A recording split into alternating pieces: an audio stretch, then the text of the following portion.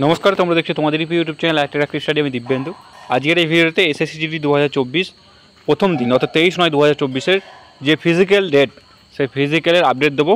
Baishnabnagar Farakka 115 battalion BSF, এই 115 battalion BSF এর আজকের আপডেট এখানে দেবো এই ভিডিওর মধ্যে। রানিং ট্র্যাক কত আছে, কতজন কোয়ালিফাই করলো, কটা থেকে ফার্স্ট ব্যাচ শুরু হয়েছে, সমস্ত কিছু বিস্তারিত আপডেট তোমাদের মধ্যে এই ভিডিওর মধ্যে শেয়ার করবো।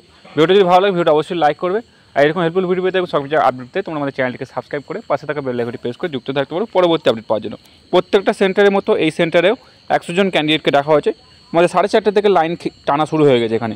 তো 4:30 আগে তোমরা কিন্তু অবশ্যই এই সেন্টারে লাইন দিয়ে দেবে।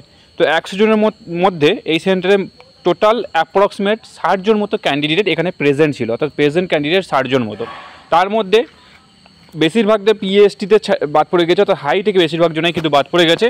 তার জন্য এখানে কোয়ালিফাই ক্যান্ডিডেট অর্থাৎ ফিজিক্যাল কোয়ালিফাই ক্যান্ডিডেট মাত্র 25 থেকে 30 জন, এর বেশি নয়। অ্যাপ্রক্সিমেট ডাটা তোমাকে দিতে পারবো না, কারণ এটা ডাটা দেওয়া সম্ভব নয়। 25 থেকে 30 জন ক্যান্ডিডেট এখানে তোমাদের ফিজিক্যালে কোয়ালিফাই করেছে।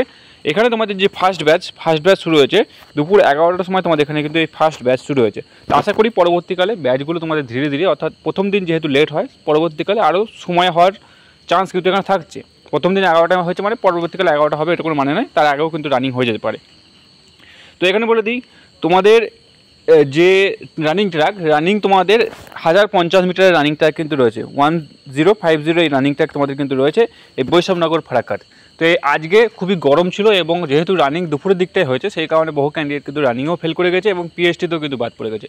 তো পরবর্তীকালে গতকালকে কালকে ডকুমেন্ট ভেরিফিকেশন সকাল 7টায় রিপোর্টিং টাইম দিয়েছে এবং ডকুমেন্ট ভেরিফিকেশন এবং মেডিকেল এক্সাম ওদের এখানে কিন্তু কালকেই বৈষ্ণবনগর ফারাক্কা হবে। এছাড়াও কারোর যদি বৈষ্ণবনগর ফারাক্কায় ফিজিক্যাল ছিল তাহলে অবশ্যই তুমি তোমার ডিটেলস কমেন্টে করতে পারো। এছাড়াও অন্য কোনো সেন্টারে যাদের আজকে ফিজিক্যাল ছিল তারা অবশ্যই কমেন্ট করো। তো এই ছিল তোমাদের বৈষ্ণবনগর ফারাক্কা সম্বন্ধিত আপডেট।